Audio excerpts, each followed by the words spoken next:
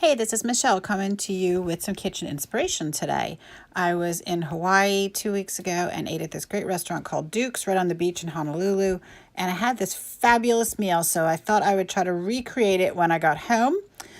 So I made an Asian cream sauce with a half a cup of heavy cream, a third of a cup of chicken broth, excuse me, 1 clove of pressed garlic, a teaspoon of gluten-free soy sauce, just because I like to use gluten-free, and 3 tablespoons of drained capers. Put them in my 2-quart saucepan on the stove top and cooked it on medium so it was bubbling gently for the rest of the, I don't know, maybe 20 minutes or so. I wanted to reduce it by half to make the cream sauce thicker, but you don't want to boil it over, so just be careful with that. Then once that was going, I took my Mediterranean sea bass out.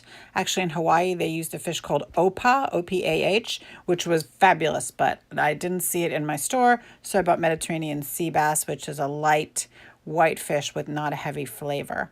In the restaurant, it was actually breaded on both sides, but this one had a skin on it, so I put a piece of parchment paper onto my medium bar pan, put my fish on it. Then I brushed some melted butter over the top of my sea bass. I took some dry roasted salted almonds. They used macadamia nuts, but I didn't have any in the house, so I used almonds because I feel like they're closest thing. Chopped them up really small to powdery consistency with my food chopper. And I used about a half a cup of those. And then I put in just a couple tablespoons of some gluten-free flour just to give it a little bit more, so it's not only nuts. So I brushed my fish with some melted butter. I poured the mixture of the nuts and the flour over the top, patted it down, and then I took the rest of the melted butter and just drizzled it over the top so it would stick nicely and give it that nice crunch. And I put it into my oven at 425 for about 10 minutes. It was a thin piece of fish, so you just want to check your fish. I love to cook my fish on my stoneware because it really cooks nice and evenly and it never overcooks. So once the topping was brown, I pulled it out, checked my fish. It was cooked all the way through. In the meanwhile, I made some wild rice mixture and I steamed some broccoli.